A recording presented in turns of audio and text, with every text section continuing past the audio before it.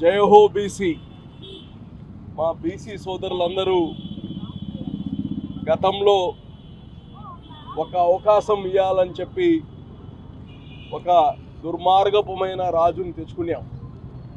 అయితే ఈరోజు మేమందరం కానీ ఒకసారి చేసిన పొరపాటు అర్థమైపోయింది.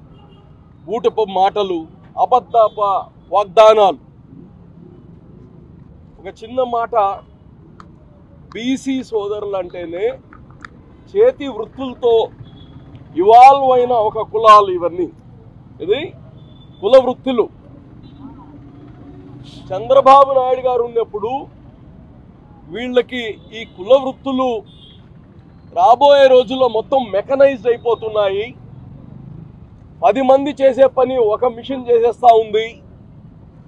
దీనికి వృత్తి నైపుణ్యం కలిగిస్తే వీళ్ళ కాళ్ళ మీద వీళ్ళు నిలబడతారు. ఇప్పుడు వీళ్ళకి ఈ కుల వృత్తులు రాబోయే రోజుల్లో మొత్తం మెకనైజ్డ్ అయిపోతున్నాయి.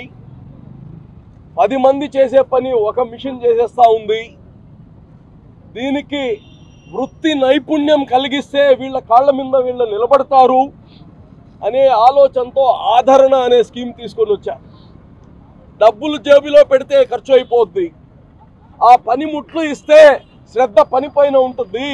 వాళ్ళకి వృత్తి నైపుణ్యం ఇచ్చి స్కిల్ డెవలప్మెంట్ సెంటర్స్లో వృత్తి నైపుణ్యం ఇచ్చి వాళ్ళ కాళ్ళ మీద నిలబడేదే కాదు, ఇంకొకరికి కానీ జీవన ఉపాధి కలిగించే శక్తి వాళ్ళల్లో రావాలని చెప్పి బీసీల్లో ఆ చైతన్యం తేవాలని ఆ రోజుల్లోనే ఆదరణ స్కీమ్ తెచ్చారు. జగన్మోహన్ రెడ్డి గారు వచ్చిన రోజు నుంచి మడత వేసి జోబీలో కొద్ది మందికి డబ్బులు పెట్టడం తప్ప వాళ్ళ కాళ్ళ మీద ఎలా నిలబడతారు? ఆ యొక్క బీసీ సామాజిక వర్గంలో ఉండే వృత్తి కనుమరుగైపోతా ఉంది. ఆ కనుమరుగు అవ్వకుండా వీళ్ళకి ఎలాగ డెవలప్ చేయాలి అనే ఆలోచన ఈ రోజుకి లేదు.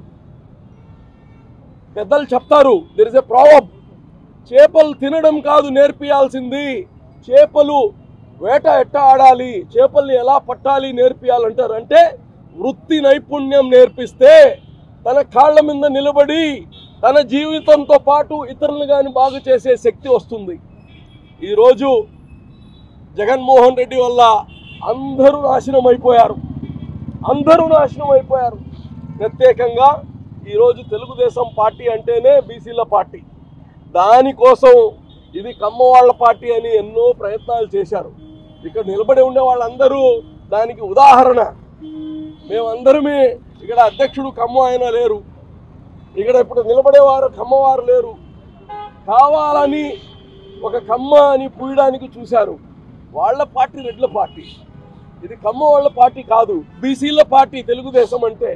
అన్న ఎన్టీ రామారావు వచ్చినప్పటి నుంచి అందరినీ చేయి పట్టి తీసుకొని వచ్చాడు రాజకీయాల్లో. ఈరోజు ఈ యొక్క కార్యక్రమం ఏదైతే ఉందో, బీసీల జీవితాల్లో మార్పు రావాలి అంటే ఒక చంద్రబాబు వల్లే అవదు. మీరు మీ జీవితాలు మార్చుకోవాలని ఒక సంకల్పం వస్తే తప్ప మళ్ళా బ్యాక్వర్డ్ క్లాసెస్ అయిపోతాం, బ్యాక్ బోన్ క్లాసెస్ అవ్వము. కాబట్టి ఈ బీసీ సామాజిక వర్గాలకి చైతన్యం తేవడానికి మా బీసీ నాయకులందరూ కానీ, పార్లమెంట్ మొత్తం, జిల్లా మొత్తం కానీ, ప్రతి మండలం, ప్రతి గ్రామం తిరిగి చైతన్యం చేసే ప్రయత్నం మేము చేస్తాము. మీరందరూ కానీ మంచి మనసుతో మన బిడ్డల భవిష్యత్తు బాగుండాలంటే మీ అందరు కానీ దీంట్లో మమేకమయ్యి కలిసి వైఎస్ఆర్ కాంగ్రెస్ పార్టీ ఆదరణ, ఇతర బీసీ పథకాలు ఏమైనాయో మాట్లాడే పరిస్థితి లేదు. 76,000 కోట్లు బీసీ సప్లాన్ నిధులు దారి మళ్ళీపోయినాయి. అడిగే పరిస్థితి, చెప్పే పరిస్థితి లేదు. ఈరోజు రిజర్వేషన్లు 10% రిజర్వేషన్లు తగ్గించారు. తెలుగుదేశం పార్టీ అన్నా, నందమూరి తారక రామారావు గారన్నా, నారా చంద్రబాబు నాయుడు గారన్నా బలహీన వర్గాలను గ్రామ స్థాయి నుంచి రాష్ట్ర స్థాయి పార్లమెంటు దాకా నాయకత్వాన్ని అందించిన పార్టీ నాయకులు తెలుగుదేశం పార్టీ అన్న నందమూరి తారక రామారావు గారు, నారా చంద్రబాబు నాయుడు గారు. ఈరోజు బీసీ భవనాలు ప్రతి జిల్లాకు ఒకటి ఇచ్చాం. నారాయణ గారు ఆనాడు మంత్రిగా చంద్రమోహన్ రెడ్డి గారు మంత్రిగా నెల్లూరు నగర నడిబొడ్డున కావాలని బీసీ సంఘాలు మొత్తం వచ్చినాయి. పట్టణాభివృద్ధి శాఖ మంత్రిగా మంత్రి నారాయణ గారిని కోరితే కొండాయిపాలెం గేటు దగ్గర గతంలో సోమశిల గెస్ట్ హౌస్, ఇప్పుడు టూరిజం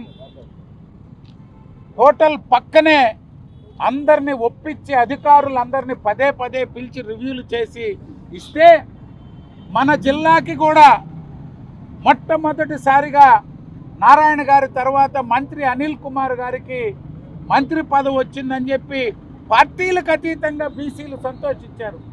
ఏమైంది? ఇరిగేషన్ మంత్రిగా ఏమో కానీ తన సొంత జిల్లా సొంత నగరంలో బీసీ భవన్ కూడా నిర్మించుకోలేని మంత్రి పదవి అనిల్ కుమార్ గారు ఎలగబెట్టారు. 3 సంవత్సరాల పాటు, ఈరోజు 4.5 సంవత్సరం నారాయణ గారి పేరు ఉండకూడదు, అచ్చెన్నాయుడు గారి పేరు ఉండకూడదు, సోమిరెడ్డి గారి పేరు ఉండకూడదు, అజీజ్ గారి పేరు ఉండకూడదు అని శిలాఫలకం పగలగొట్టారు తప్పితే బీసీ భవనాన్ని నిర్మించలేకపోయారు. ఇదొక్కటే ఉదాహరణ. ఈ రాష్ట్రంలో ఎక్కడైనా 175 నియోజకవర్గాల్లో 13 పాత జిల్లాల్లో బీసీ భవనాలు నిర్మించిన పరిస్థితి ఉందా? ఇది చాలు ఈ ప్రభుత్వానికి, ముఖ్యమంత్రి జగన్మోహన్ రెడ్డి గారికి బీసీలపై ఉన్నటువంటి గౌరవం. మంత్రి అనిల్ కుమార్ గారు పదే పదే మీసం మెలేసి తొడగొట్టి సవాళ్లు విసురుతున్నారు నారాయణ గారి మీదకి. ఎందుకు ఈ సవాళ్ళు? మంత్రిగా ఒక బీసీ భవనాన్ని నిర్మించలేనటువంటి మంత్రి పదవి వైఎస్ఆర్ కాంగ్రెస్ పార్టీ బీసీలకు ఇచ్చింది. నీకు ఇచ్చిన శాఖేమో కానీ బీసీ భవన్ నిర్మించుకోలేని మంత్రి పదవి వైఎస్ఆర్ కాంగ్రెస్ పార్టీలో బీసీలకి ఇచ్చినటువంటి మంత్రి పదవులు అనేది అర్థం చేసుకోవాలా. ఏ పదవులు ఇచ్చినా వారికి అధికారాలు లేవు, కూర్చునేదానికి కుర్చీలు లేవు, చైర్మన్లు ఇచ్చారు, కార్యాలయాలు పెట్టారు, అటెండర్ ఉండడు, మాట్లాడే మనిషి ఉండడు, నిధులుండవు. 1 రూపాయి, 1,00,000 రూపాయలు కాదు, 1 రూపాయి ఖర్చు పెట్టే పరిస్థితి బీసీ కార్పొరేషన్ల, కుల కార్పొరేషన్లకి, చైర్మన్లకు ఉందా? ఏం ప్రయోజనమై కులాలను విడగొట్టి ఒక్కో కులాన్ని 4 చేసి కార్పొరేషన్లు ఇచ్చారు. వాళ్ళ పరిస్థితి ఏంది? ఆ కులాలకు ఏమన్నా చేయగలుగుతున్నారా? ఆలోచించండి. బలహీన వర్గాల సోదరులందరినీ కూడా కోరుతున్నాం. రాజకీయాలు, ఎన్నికలు వస్తుంటాయి, పోతుంటాయి. మన ఆత్మగౌరవం కోసం, మన కోసం ఎవరు ఆలోచిస్తారో ఆ పార్టీని గౌరవించండి. ఎవరైతే ఈ సమాజంలో మన ఉన్నతి, సామాజికంగా, ఆర్థికంగా, రాజకీయంగా మనం ఉన్నత స్థాయిలో ఉండాలని కోరుకుంటామో ఆ పార్టీని గౌరవించండి. తెలుగుదేశం పార్టీని గౌరవించండి అని చెప్పి ఈరోజు తెలియజేస్తూ ఆదరించండి. భవిష్యత్ ఎన్నికల్లో ఈరోజు తెలుగుదేశం పార్టీ, జనసేన పార్టీ ఉమ్మడి మేనిఫెస్టోతో ముందుకు వస్తున్నాం. బలహీన వర్గాలకి రాజ్యాధికారాన్ని అందించే ఏకైక పార్టీ తెలుగుదేశం పార్టీని గుర్తించి భవిష్యత్తులో వైఎస్ఆర్ కాంగ్రెస్ పార్టీ మోసాలని, అరాచకాలని, అన్యాయాలను, దుర్మార్గాలని ఓటు ద్వారా బుద్ధి చెప్పాలని చెప్పి తెలియజేస్తూ ఈరోజు నెల్లూరు జిల్లాలో మాజీ మంత్రి నారాయణ గారు బీసీ సెల్ ఆధ్వర్యంలో ఏర్పాటు చేసినటువంటి 2 వాహనాలు సమకూర్చినటువంటి నారాయణ గారికి ప్రత్యేకంగా బలహీన వర్గాల తరఫున ధన్యవాదాలు తెలియజేస్తూ 45 రోజుల నుంచి 50 రోజులు జిల్లా అంతా ఈ యొక్క వాహనాలని బలహీన వర్గాల వారు అజీజ్ గారితో చర్చించి అజీజ్ గారి ఆధ్వర్యంలో అన్ని పార్లమెంట్లు, మండలం, అసెంబ్లీలు, నా గ్రామాల్లో తిప్పి ప్రజలకు వివరించాలని చెప్పి మీ అందరూ బాధ్యత తీసుకోవాలని కోరుకుంటూ సెలవు తీసుకుంటున్నాను. అజీజ్ గారు మున్సిపల్ అధికారులతో, రెవెన్యూ అధికారులతో మాట్లాడడం జరిగింది. జిల్లా అంతా కూడా పెన్షన్లు ఇవ్వలేదని.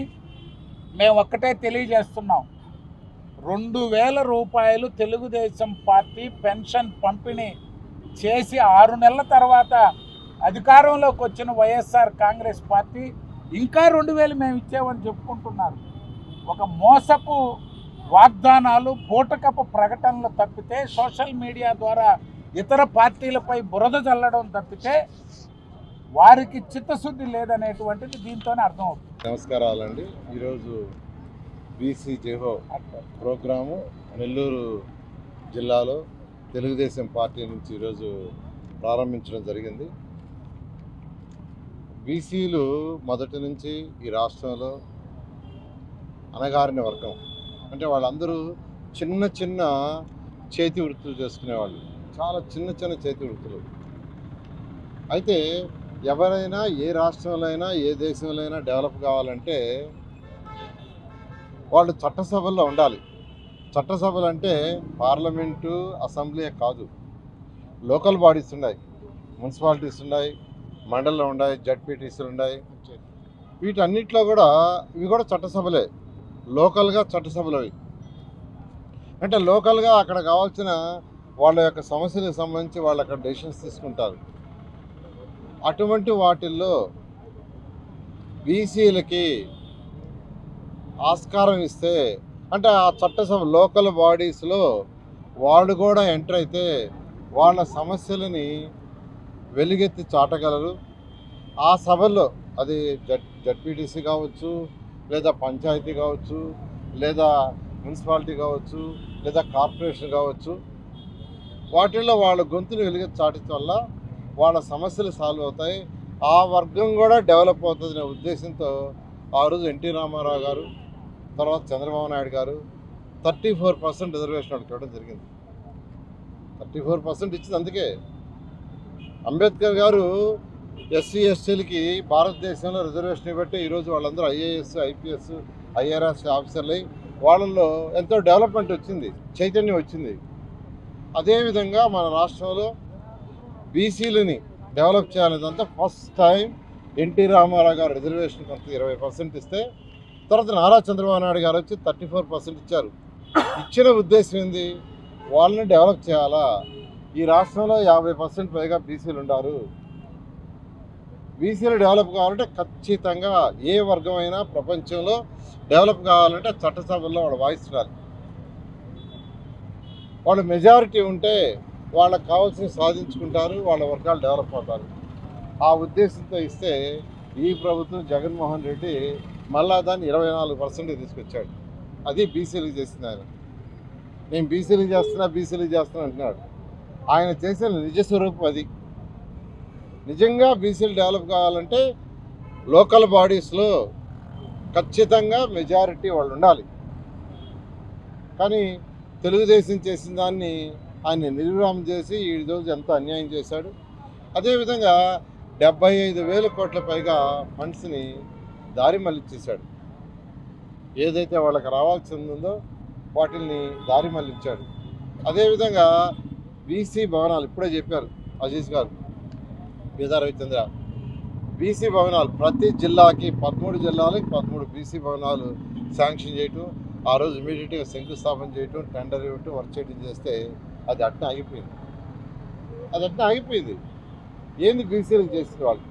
అన్ని జిల్లాలు ఆపేశారు. ఎందుకు ఆపేశారంటే అవి పూర్తయితే తెలుగుదేశం పార్టీకి మంచి పేరు వస్తుంది, కానీ అది వదిలేసి వేరే దగ్గర కట్టచ్చు, అది చేయాల. అంతేకాకుండా ఈరోజు ఆదరణ పథకం 2014-15లో ఆదరణ పథకం ద్వారా ఎన్నో లక్షల మంది బీసీలు బెనిఫిట్ అయ్యారు. ఆదరణ పథకంలో లక్షల మంది, ఒకరిద్దరు కాదు, వేల సంఖ్యలో కాదు, ప్రతి కాన్స్టిట్యున్సీలో ఆ పథకానికి స్పెషల్ డ్రైవ్ పెట్టి వాళ్ళకి ఇవ్వాల్సిన చేతి వృత్తులు చేసుకునే వాళ్ళ టెక్నాలజీ డెవలప్ కావడానికి కొంత ఎక్విప్మెంట్ ఇవ్వడం జరిగింది. దాన్ని పూర్తిగా వదిలేశారు. ఈ విధంగా ఈ యొక్క జగన్మోహన్ రెడ్డి ప్రభుత్వం, వైసీపీ ప్రభుత్వం బీసీలకి పూర్తిగా అన్యాయం చేసింది. పేరుకి మాటలే. అంతేకాదు ప్రభుత్వాల్లో, ఏదైనా ప్రభుత్వాల్లో ఒక సీఎం కింద ఉండే ఆఫీసర్లు కావచ్చు, సలహాదారులు కావచ్చు, వాళ్ళు మెయిన్గా బీసీలు ఉంటే కింద వాళ్ళకి బెనిఫిట్ అవుతుంది. బీసీలు ఉండాలి, ఎస్సీలు ఉండాలి, ఎస్టీలు ఉండాలి, అన్ని వర్గాల వాళ్ళు, ఒక మినిస్టర్ కానీ ఒక సీఎం కానీ తన కింద ఉన్న వాళ్ళు అన్ని వర్గాల వాళ్ళు ఉండాలి. ఈరోజు జగన్మోహన్ రెడ్డి యొక్క సలహాదారులు, ముఖ్య సలహాదారులు ఒక్కరైనా బీసీలు ఉండారా అంటే ఒక్కరు లేరు. ఒక్కరంటే ఒక్కరు కూడా సలహాదారు లేరు. ఎందుకంటే ప్రతి మంత్రి ఫస్ట్ ఫోన్ చేసే సలహాదారుడికే, ప్రతి ఐఏఎస్ ఆఫీసర్ ఫోన్ చేసే సలహాదారుడికే, ప్రతి ఎస్పీ చేసే ఫస్ట్ సలహాదారుడికే. ముఖ్యమంత్రి సలహాదారుకి ఫోన్ చేస్తారు, ఆయన తన అభిప్రాయాన్ని దాన్ని ముఖ్యమంత్రికి తెలుపుతారు, ముఖ్యమంత్రి గారు డెసిషన్ తీసుకుంటుంటారు. అందులో ఒక్కరు కూడా బీసీలు లేరు. ఏ న్యాయం చేస్తాడు ఈయన? ఈ ముఖ్యమంత్రి బీసీలకు ఏ న్యాయం చేస్తాడు చెప్పనండి. ఒక్కరంటే ఒక్కరన్నా బీసీలు ఉండాలా? అక్కడే తెలుస్తుంది జగన్మోహన్ రెడ్డి గారికి బీసీల మీద ఎంత ప్రేమ ఉందో. ఇదంతా కన్నీటి ప్రేమే. ఖచ్చితంగా 2024లో తెలుగుదేశం వస్తుంది. ఏదైతే ఆ రోజు ఎన్టీ రామారావు గారు బీసీలని ఆదరించడానికి మొదలుపెట్టి దాన్ని చంద్రబాబు నాయుడు దాని ద్వారా డెవలప్ చేశారో, ఖచ్చితంగా బీసీల యొక్క డెవలప్మెంట్కి అన్ని విధాలుగా తెలుగుదేశం డెవలప్ చేస్తుంది ఖచ్చితంగా.